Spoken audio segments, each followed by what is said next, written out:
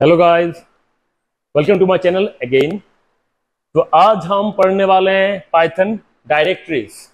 ठीक है, डायरेक्टरीज मतलब फोल्डर्स के बारे में जानेंगे। तो देखते हैं, इससे पहला जो था वो था फाइल। ठीक है, तो file program different, directory program different होती है, डिफरेंट फंक्शंस होती है। तो डायरेक्टरी के बारे में जानेंगे अभी हम। तो Python directory and file management क्या होता है कि नॉर्मल हम डायरेक्टरी क्यों यूज करते हैं। अगर जैसे लगा लो आपका कोई प्रोजेक्ट है पाइथन में, और लगा लो इस प्रोजेक्ट में कुछ साउंड के कुछ फाइल है, कुछ ग्राफिक्स के कुछ फाइल है, तो it is better to keep different same type of files in a one folder. जैसे लगा लो अगर मेरे पास एक गेम का एक प्रोजेक्ट है जहां पे जस्ट डिफरेंट साउंड्स भी है, डिफरेंट ग्राफिक्स भी है, so I simply make a folder name graphic, जिसके अंदर सारे मैंने ग्राफिक्स की फाइल डालनी है। Again make another folder name sound, उसमें मैंने सारे साउंड के फाइल्स डालने हैं। तो उस हिसाब से डायरेक्टरी हम बनाते हैं। तो डायरेक्टरी और folder is a collection of files and subdirectories. Python has the OS module which provides us with many useful methods to work with directories. OS module के अंदर सारे जितने functions है वही हमें हेल्प करती है to work with the directories। सीखते हैं, चलो। जैसे लगा लो गेट करेंट डायरेक्टरी, मतलब अगर हमने जानना अभी हम किस डायरेक्टरी में है, जानने के लिए you have to first import OS package, then इसके अंदर लिखना है get CWD current working directory. CWD मतलब current working directory. Let's check it out, देखते हैं इसको। जैसे लगा लो मैंने अभी यहाँ से पूरा उन्हें उठा लिया। ठीक है, तो रन कर दिया। तो C:users मतलब अभी थोड़ी देर पहले मैं इस फोल्डर के अंदर था, इस पाथ में था थोड़ी देर पहले, मतलब अभी भी इस फोल्डर के अंदर ही हूं। तो एक्चुअली ये फोल्डर मैंने दिखाया था फाइल्स प्रोग्रामिंग में, फाइल्स इनपुट आउटपुट में, जो पिछला जो लेक्चर था। तो जो भी हो, तो अभी करंट वर्किंग डायरेक्टरी अभी मुझे दिखा रहा है कि C:users-user। ठीक है, तो अगर उस हिसाब से मुझे चेक करना है तो मैं कर सकता हूं। ठीक है, थोड़ी देर में आपको और कुछ चीज दिखा देता हूं, बाकी सारी चीजें। तो एक्चुअली आपको मैं पहले भी बताया और अभी बता रहा हूं कि एक्चुअली मैं सारे कोडिंग सारे इसको यहाँ पे ऐसे दिखा रहा हूं कि वो आसान नहीं हो आपको समझने के लिए, क्योंकि अगर मैं स्विच करता रहूंगा between slide and the Jupyter notebook, then क्या होगा, टाइम ज्यादा नहीं मिलेगा। To minimize the time I have written this code like जैसे जुपिटर नोटबुक में लिखी हो, उसी हिसाब से मैं आपको आउटपुट दिखा रहा हूँ। ठीक है, मेरे ख्याल से आपको मजा आ रहा होगा। अगर प्रॉब्लम है तो आप मुझे कमेंट में जरूर बताना कैसे लग रही है आपको ये स्लाइड्स। मैंने स्लाइड्स खुद डिजाइन की कि आपके लिए समझना आसानी हो। तो जैसे मैंने यहाँ पे इंपोर्ट OS लिखा हुआ था, OS.get CWD, तब जब मैं स्लाइड बना रहा था तब मैं इस फोल्डर के अंदर था। ठीक है, उसी हिसाब से वो फोल्डर दिखा रहा है। तो अगर मुझे ऐसे कुछ चाहिए, जैसे लगा लो we can also use the get CWDB method to get it as byte object, मतलब बाइट ऑब्जेक्ट अगर चाहिए तो वो भी आप लिख सकते हो। तो मतलब ऐसे बाइट ऑब्जेक्ट को दिखा देगा।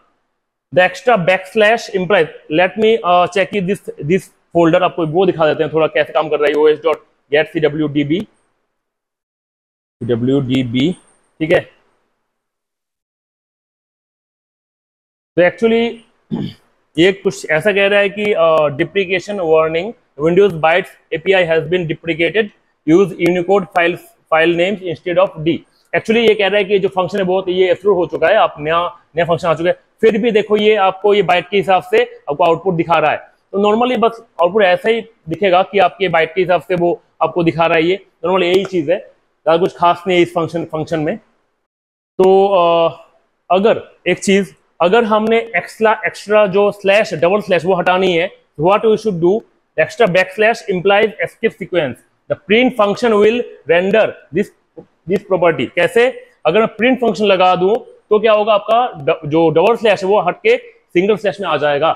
ठीक है, तो अब बढ़ता आगे तरफ, चेंजिंग डायरेक्टरी, मतलब if I want to change the directory I can change it.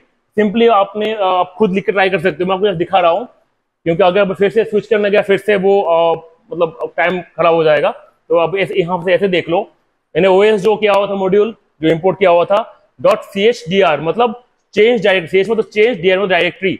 इससे काम क्या होता है कि मैं अभी जिस फोल्डर में हूं, अगर मैं वहां से और कोई दूसरे फोल्डर में जाना चाहता हूं, I can do it by chdir। तो chdir में मैंने ऐसे लिखा C:\python34। तो इसमें इससे क्या हुआ कि इसके बाद अभी मैं न्यू डायरेक्टरी में आ गया, तो प्रिंट करने के बाद मैं एंश्योर होता हूँ प्रिंट os.get मतलब करंट वर्किंग डायरेक्टरी। तो मुझे वो करंट डायरेक्टरी दिखा दे रहा है, मतलब पहला जो था वो डायरेक्टरी अभी नहीं दिखाएगा। तो मतलब ये है कि chdir का मतलब है कि that you can change the directory from the current to the new one and it can also be printed through this।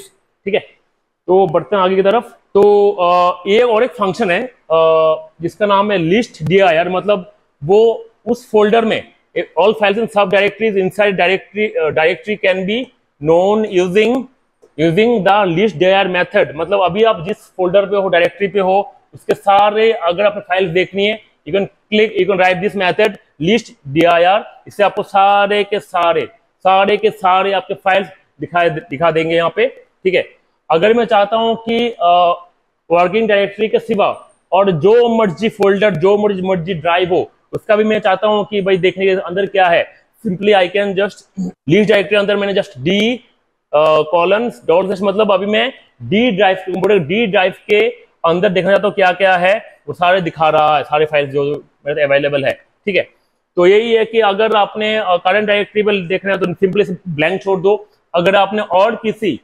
Directory के अंदर सारा कुछ लिस्ट करवानी है, सिंपली आप बस अंदर इसका नाम दे दो, पाथ दे दो, तो आराम से उसके अंदर क्या क्या कोई आपको दिखा देगा। ठीक है, अब देखो एक चीज देख लेते हैं। अभी हम देखने वाले हैं how to create a new directory. बहुत आसान है ये। जैसे लगा लो मैंने यहाँ पे लिखा os.mkdir, mk मतलब मेक डायरेक्टरी, ppd टेस्ट, एक फोल्डर बनाया। डायरेक्टरी मतलब फोल्डर, याद रखना, डायरेक्टरी मतलब फोल्डर। ठीक है जी, मैं लिखा os.mkdir ppd टेस्ट, मतलब अभी मैं जिस फोल्डर में ऑलरेडी हूं, इसके अंडर और एक फोल्डर क्रिएट हो जाएगा। किस नाम पे क्रिएट होगा? वो ppd टेक्स्ट नाम पे क्रिएट होगा। अगर मुझे चेक करना है कि वो प्रिंट मतलब वो है कि नहीं, सिंपली मैं क्या करूंगा, os.listdir दे दूंगा, पता लग जाएगा कि भाई मेरा फाइल यहाँ पे एग्जिस्ट कर रहा है। पहले मेक डायरेक्टरी से मैं एक फोल्डर बनाऊंगा, तो चेक करने के लिए मैं लिस्ट डायरेक्टरी दे दूंगा, तो वहां पे मैं चेक कर लूंगा कि वो मेरा फोल्डर यहाँ पे क्रिएट हुआ है कि नहीं। ठीक है, इसके बाद हाउ टू रीनेमिंग। अब रीनेमिंग कैसे करोगे? अगर हमने कोई भी फोल्डर रीनेम करना है, सिंपली हम रीनेम कर सकते हैं। कैसे? रीनेम फंक्शन डाल दो, os रीनेम, देन आपका ये जो है आपका एग्जिस्टिंग फाइल नेम, और यह आपका न्यू फोल्डर नेम। ठीक है, एग्जिस्टिंग फोल्डर नेम था ये, और ये है न्यू फोल्डर नेम। तो ये क्या हुआ, रीनेम हो जाएगा। इसके बाद अगर कैसे चेक करूंगा, लिस्ट dir देने के बाद दिखाएगा भाई ये मेरा न्यू फोल्डर नेम चेंज हो चुका है। ठीक है, अभी एक चीज देखो, अगर हमने कोई भी फाइल को, मैं वर्क कर रहा हूं फाइल, अगर मुझे कोई भी फाइल को रिमूव करना है, कैसे करूंगा? File can be removed, deleted using the remove method. Similarly the rmdir method removes empty directory. देखो, अगर मैं फाइल डिलीट करनी है, लिखूंगा रिमूव। फाइल मतलब file, text file, document file, mp3 file, any file के लिए रिमूव। ठीक है जी, ये रिमूव करने के बाद वो मैं देखो यहाँ पे कहीं पे है नहीं ना, ये फाइल का नेम नहीं है, मतलब रिमूव हो चुका है। टेस्ट फाइल यहाँ पे है नहीं। rmdir जो है वो डिलीट करता है फोल्डर, वो भी एम्प्टी हो तो। अगर एम्प्टी हो तो एक्चुअली मेरा ctg एक एम्प्टी फोल्डर था, यहाँ पे कहीं पे था, तो ये rmdir मतलब फंक्शन लिखने के बाद वो फोल्डर डिलीट हो चुका है। ठीक है, डिलीट हो चुका है। rmdir क्या काम करते हैं? rmdir method removes an empty directory, मतलब जो डायरेक्टरी खाली हो, जिसके अंदर कोई फाइल ना हो, वो डिलीट कर देगा वो। ठीक है, rmdir से फाइल का नाम लिखोगे वो डिलीट कर देगा।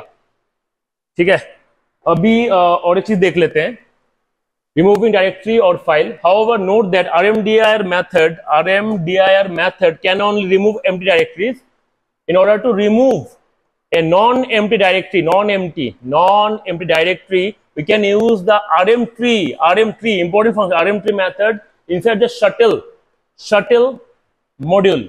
Shuttle is the module. इसको अगर हमने RMT को यूज करना है, we have to import shutil. ठीक है, तो जैसे देख लो आप, मैंने यहाँ पे एक डायरेक्ट चेंज किया हुआ था, फिर लिस्ट किया मैंने, लिस्ट करने के बाद यहाँ पे एक फोल्डर था, ठीक है, पर वो एम्प्टी नहीं था।